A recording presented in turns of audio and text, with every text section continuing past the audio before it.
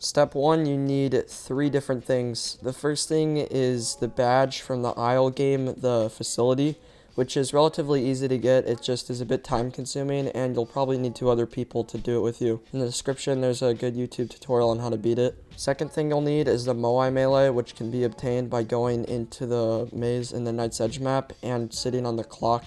And at the start of an hour, if you're next to it and you hit it, you'll get the melee. The last thing is the glitch badge from doors. There's a tutorial in the description if you need it, but all you have to do is just stay behind from your teammates, and when they progress far enough, it'll teleport you and you'll get the badge.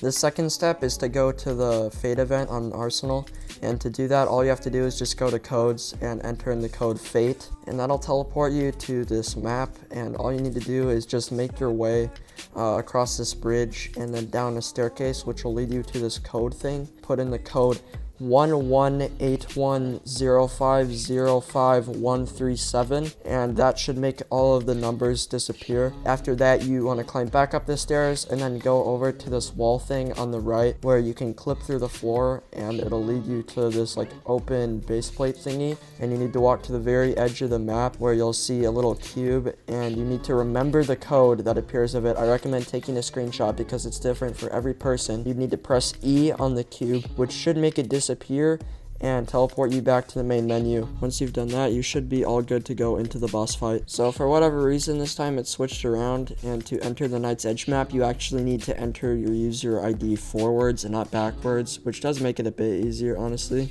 Then you need to make your way to the corridors and to the maze entrance. If you don't know how to do that, there's plenty of tutorials. It's really quite simple. And once you get there, you need to make your way through the maze, of course, and get to the keypad at the very end of it. When you get to the keypad, you want to enter in the 2 following codes, 250971, which is the one for the swords, but I think it is required. I just do it to be safe. And the other one, which is 30952048897. It's a bit longer, but that's the code that unlocks the void room, which you'll need to access the boss fight. Then once you've entered in those 2 codes, you're good to go all the way back through the maze and back into the corridors, where then you can find the entrance that leads down into the void room. If you can't find it immediately, I'd recommend just exploring through the corridors. Just make sure you don't get caught off guard by the music. Now that you're in the void room, if you did all of the previous steps correctly, you're going to want to enter in the code that you got from the Fate event that was sitting on top of the cube. So for example, mine was 579445.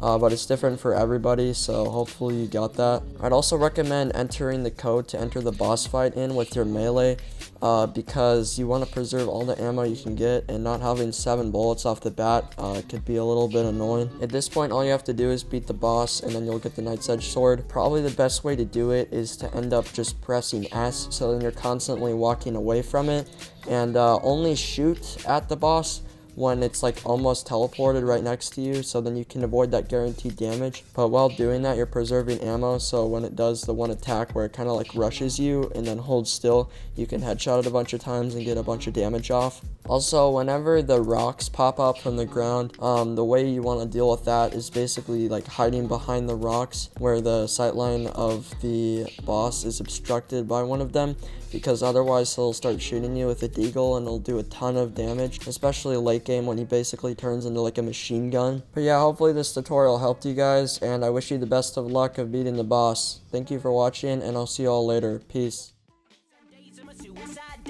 I don't know why they always seem so dismal. Thunderstorms, clouds, snow, and a slight drizzle. Whether it's the weather or the letters by my bed, sometimes death seems better than the migraine in my head. I begin to assemble